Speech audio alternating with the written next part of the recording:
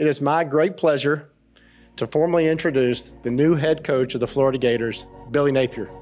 Scared money don't make money, you know. We've got a goal here to play a brand of football that creates a great sense of pride. It takes 11 people doing their job. We get to decide our future.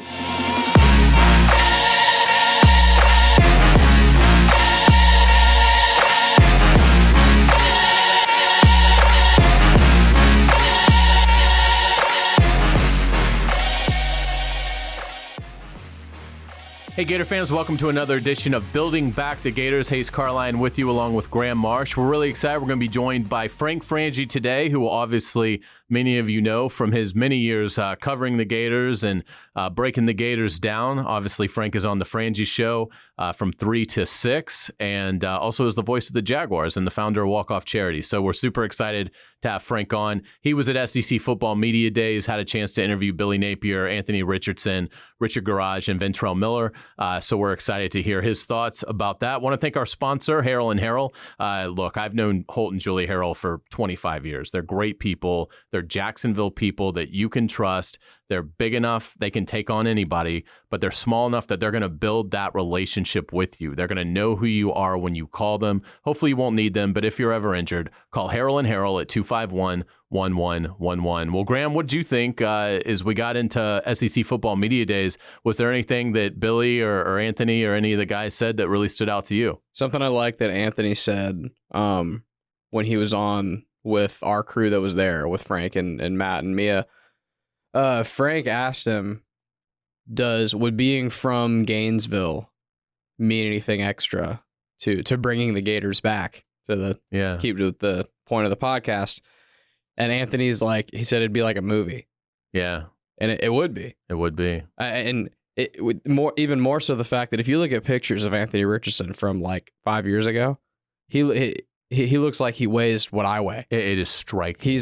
He's pencil thin. Yeah. And you need to get with Denny and have Denny show all the old pictures. They're unbelievable. And now he looks like freaking Cam Newton. Well, I remember a couple years ago, Denny showed me a picture, Denny Thompson with 6 Points Academy, brilliant guy. He was showing me a picture, this was at least a year ago, maybe 2 years, of Richardson standing next to Tim Tebow. And Richardson's bigger. I know. I mean... And that was like, when Tebow played, there was so much made of how big he is. Right. And Richardson's bigger and he's frankly faster. He's significantly faster. Now, we'll see. No one's going to play with the heart that Tim Tebow played with, and Tim was incredibly talented as well. Anthony didn't have the cast around him either. Well, very good point. But yeah, it's that's a great call because it really would be a storybook, ending if Anthony Richardson is able to have I won't even say All-American, but if he's able to be like an All-SEC caliber player, right, and lead Florida 9 or 10 wins and really get the Billy Napier first year going and the program headed in the right direction, where now recruits are seeing the success and their batting average starts to go up a little bit in these blue chip races that they're in all these races. They're just not closing it. They're closing it a better percentage than I don't want to down the class. I think it's got like 12 prospects in it and 10 or 4 stars or so they're doing I don't think well. They're done either. Yeah, and they're gonna have some momentum coming. But I do think that this is the foundation, and once there is the foundation, I do think you'll start to see Billy Napier landing 5-star talents. I don't think we're that far off from that. And I don't just mean one. I mean like landing 3 or 4 in a class, which is asking a ton, I get. But that just seems to be the kind of recruiter that he is. And Anthony Richardson really is the linchpin, and getting prospects that are still in high school to look at Florida and say, oh yeah, you can absolutely win at Florida. Look at what Richardson's doing. And it would be super exciting to see that happen. So Frank, we obviously want to get his thoughts as well. So let's go ahead and bring him in. Here's our interview with Frank Frangie. All right. Building Back the Gators, welcoming in Frank Frangie, longtime Gator analyst. Obviously, you listen to him on the Frangie Show, and founder of Walk Off Charities. Yeah, thank you. I appreciate it. I appreciate you giving it to me. It was quite a week for the Gators at SEC Media Days last week. They took a great contingent, picked 4th in the East, but this whole thing, Frank, you've seen so many of these rebirths of Florida football. What's your gut feeling early on Billy Napier? Yeah, I'll tell you this. How someone's going to finish is not predictable. How we in the media are going to vote is. Yeah. You could have, I think I told you, I thought Florida would come in 4th. Now, I voted them 3rd behind Tennessee. I think Tennessee's going to be good. But I think there's the belief out there that Florida is in the 30s somewhere in terms of best programs going right now, which is kind of astounding to all of us that have followed Florida football. Look, I've told you this before, and I've said this on our air. I think Billy Napier is on schedule.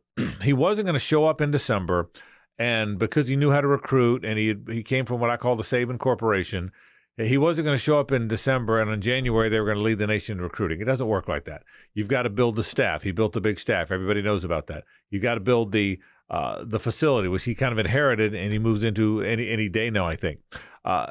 You have to start making people believe. Florida never got the names. You know how all the kids now have social and they have all the logos? And my top 10, and they show the 10 logos or the top. Well, Florida wasn't one of the logos. Now they're one of the logos. So now they're getting considered. Now they're getting visits. That takes a while. The final part of that is getting them to commit to your school. But I think 8 months in, Hazy's right on schedule. I think this is right where he should be. I think Florida has become relevant in the recruiting community again. I think it had not been for really a long time. They've fallen into some, but as far as relevant in the recruiting community, they had not been for a long time, and I think he's got them there. There's more to do in the job, so I like where they are. I don't know if that affects how good they're going to be this year. I think there's a lot of factors there we'll talk about and you've talked about. But in terms of building it back and recruiting and getting them where they want to be, 8 months in, I would suggest he's on schedule. And really, that's sort of the point of the whole idea of Billy Napier, I think, from Scott Strickland. It's not necessarily short-term, fix it, make us great this year. It's we need somebody who can win at a sustainable, consistent level. And so it is looking at not just this fall, but where it's going to be in 3 or 4 years. And Frank, I think you bring up the best point. If you continue to get pretty much every significant recruit, every blue chip in the Southeast is at least giving you a look.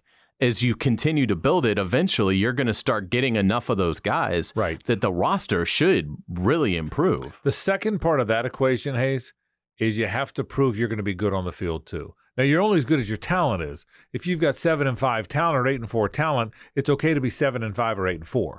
But you can't have 8 or 9 win talent like I think they had a year ago and win 4 or 5. You can't do that. So I think the last thing that these recruits and these handlers and these coaches and these parents need to see now, I think they believe he's a good guy and it's a good staff because Billy is a good guy. I think they believe Florida's can come back to being Florida. Florida will be competitive with NIL. Florida will be competitive with facility. Florida will be competitive because they're in the most competitive league. So I think all that will be in place. The next thing to get those logos to turn into commitments, number one, you want to get as many as you can now. But to really start getting them, the next thing you have to prove, and Mario Cristobal is going to have to do this at Miami too, is that you can coach them and win with them. That's the next thing. If all this good feeling about recruiting is great, and then they start out 1-3 and look poorly coached, well, that's a disaster. So I think the next part of continuing this train of building it back is you have to look like you know. That doesn't mean you have to win every game. It has to look like you know what you're doing on the field. Yeah, you had an opportunity to talk with Anthony Richardson at SEC Football Media Days, and it was a great interview. We all enjoyed it. But you're great about this. You get vibes from people. You've got a really good street smarts about you. What did you pick up from Anthony, not just in what he told you, but just how he carries himself? I was overwhelmingly impressed. I mean, I appreciate your comments. I was overwhelmingly impressed by him. I didn't know him before. I'd never met him and never interviewed him, never talked to him. It was not what I expected. He has as a player, a flamboyant playing style. He does backflips. He hurdles defenders. He runs 1,000 miles an hour. That's why it probably led to some of the injuries. He plays with a flamboyance. So and then he dressed nice. He had the suit, the cool looking suit, and the no socks, and so he dressed flamboyantly and plays flamboyantly. I was expecting brash. I was expecting the second coming of Dion. What I got was poised, gathered, respectful, mature. I felt like I was talking to a fifth-year senior. I did not expect that. And again, I don't think anything negative. Just guys who play with a flamboyant style tend to act in a flamboyant way. And he didn't. He was measured. The first thing we asked him, Jonathan Vilma had kind of the sports coat and the fancy pants and the white shoes. And we asked him just to get him going. We told Vilma he looks great, but you look good too. Who's the winner? I expected him to go, what do you mean who's the winner? I'm the winner. He said, I'm going to give it to Vilma. Right. Calm. And that set the tone for an interview. He talked about leadership. He talked about how important it is to be the Florida quarterback, particularly if you're from Gainesville. He talked about understanding the responsibilities. He talked about accountability in a poised way, Hays, not in a I'm scripted is what I'm told to say, right. Not in a pound the pulpit. Hey, let me tell you what a great leader I am. The worst leaders in the world are the ones that tell you what a great leader they are. Right. He wasn't that guy. Very, very calm, very measured, very mature, very respectful. I was overwhelmingly impressed with Anthony Richardson. It almost seemed like if you were listening in on Anthony Richardson being interviewed by a general manager in the draft process, this is exactly what you'd want to hear. He talked about, his interceptions from last year, which, how many elite, these guys are alpha males. They are the alpha males on a campus filled with a tremendous student body. Right. And Anthony being from Gainesville, he has, the world in the palm of his hands. But to talk about the interceptions, to talk about how great Emory was for him, and to talk, even with in another session to talk about, I'm done with the Dodge Charger. I'm now driving something a little bit less speedy.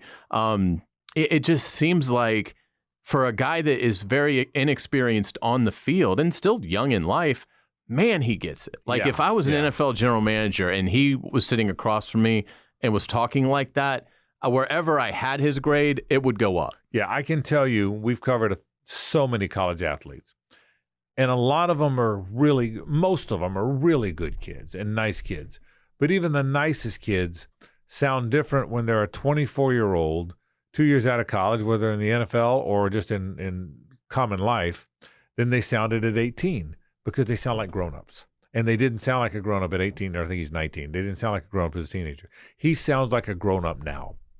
That's what impressed me and surprised me. And if they're going to be good right away, that's it. Anthony Richardson, if he is a star, then yes, they can absolutely be good in year one. And that's what it's going to take. Yeah, and I think I agree with that. He can mitigate some deficiencies. I think they're a 7-win team this year. That's my guess, maybe 8 wins. I don't think they have a very good defensive front. It's always been my belief in all football, but really college football, really big-time college football, you win with two things, a good quarterback and a good defensive line. You look at all the good teams. You look at those Clemson teams, those Alabama teams, Florida's teams, even under Urban, they all were good on the defensive front. Even Spurrier's team. People talk about Shane Matthews, but they had Tony McCoy and Brad Culpepper and Darren Mickle and Harvey Thomas and Mark Murray, and they were good up front, man. Mm-hmm. And they were good. And then Kevin Carter and Mark Campbell and Johnny Church, those guys came along later. Henry McMillan. Hey, they got Javon Curse. Right. That's right. If you're good on the defensive front, you have a chance. I don't sense that Florida's great on the defensive front. That's what they really, in my mind, what they really have to rebuild. So I think it's a 7 or 8 win team. But to your point, if he does magical stuff, he can certainly mitigate some weaknesses, not just on the offense, but with the team overall. I think they're going to have to outscore some people. Mm-hmm. But and if that's what you need to do to win, it helps to have a really good quarterback and good quarterback play. I agree. They're going to have to win shootouts in some of these big games if they're going to have a chance. Ventrell Miller and Richard Garage, also you got a chance to interview those guys. Anything stand out about those two veterans? Yeah, both really sharp. Garage really sharp as well. Ventrell very sharp and very excited. Ventrell Miller matters now. Make no mistake about that. He in a program that suddenly has very few elite defenders. Very few elite defenders. Georgia's whole team's elite defenders. Right. Their backups are elite defenders. In a team with very few elite defensive players, Ventrell Miller is one. He plays 1,000 miles an hour. He's explosive. He's a good tackler. He blows people up. They haven't had that. And I think keeping him healthy is critically important. So I enjoyed that. Richard Garage is a businessman. Mm-hmm. He's very mature. He's very gathered. He's very spiritual. He takes his time when he answers a question. So he's part of that maturity as well. he's also important. He's got to protect the backside of Anthony Richardson. And the fact that they sent him means they think he's an important part of that thing. The line's going to be interesting. He's a pretty good player. Osiris Torrance is a really good player, the right guard, and he's going to be drafted. I'll be interested to see the way the rest of it plays out. Egwukan played a lot as the center. I think if they played today, Ethan White would be the left guard, but I think Braun will push him. I think Mike Tarkin will be the right tackle, but I think Waits will push him. So the offensive line is going to be intriguing and interesting for me. It's going to be a lot of fun. I can't wait. I do think in the offensive line they're going to be able to push some people around. So and they're going to have to, because I think defensively, I agree. I think they're going to have some issues, particularly in the trenches. Frangie, voice of the Jaguars, Frangie Show.